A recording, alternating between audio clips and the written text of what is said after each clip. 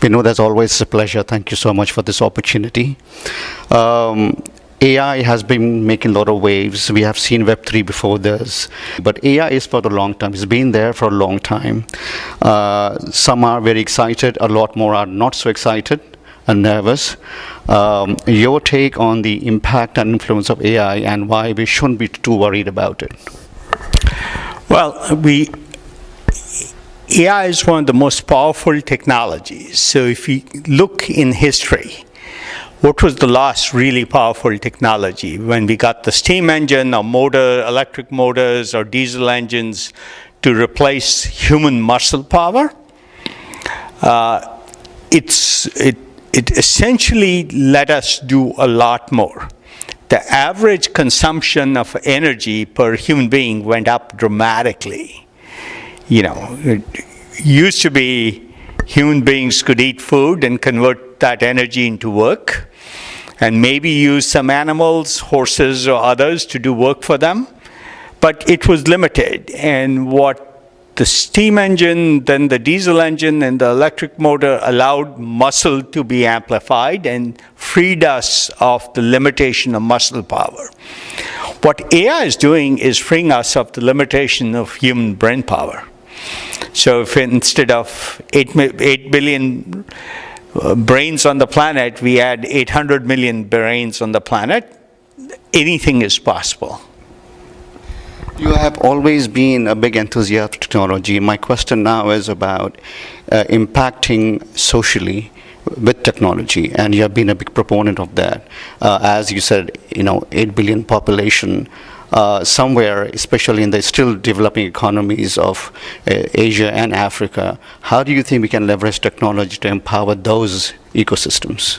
Well, technology is the only hope for those ecosystems.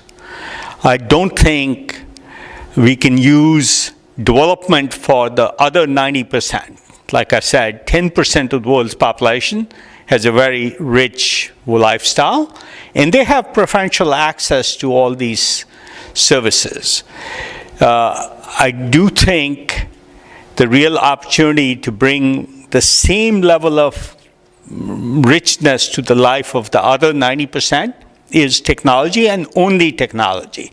Now, technology by itself is not sufficient. It needs policy help, but you need the right policy, but technology is the only multiplier of resources on the planet. Policies require right kind of leadership. Leadership is very important, not just for technology, not just for politics, but for everything else. A few elements, if you would like to share, how leadership should evolve, especially with the younger generation. Well, I think leadership is a few people. That's why I'm here today. I hope I inspire one or two people to change their trajectory, and especially for the younger people, to say something's possible. The most powerful thing for human beings is role models.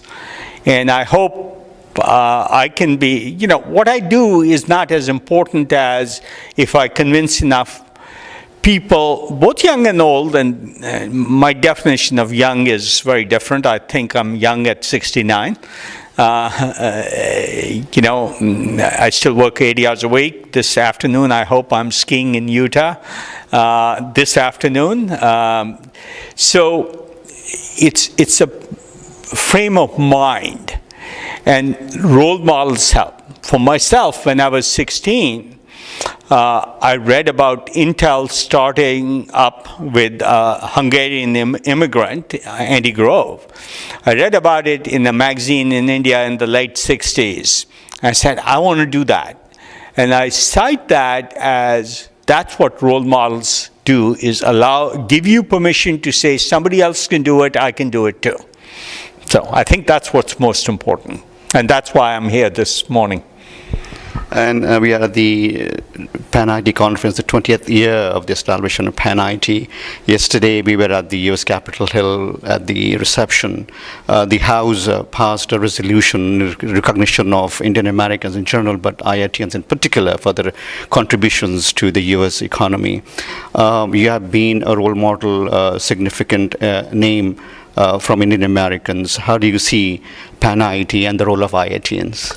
Well, IIT has really become a model for development for the whole world. If you develop the right technical talent in the country and other kinds of talent, there's more than technical talent, it can be a real beacon for progress. And that's what the IITs have become, from a simple idea in the 60s or 50s. And I think it's now become a role model for economic development the world over. So I do think it's a pretty important marker of what's possible in any country.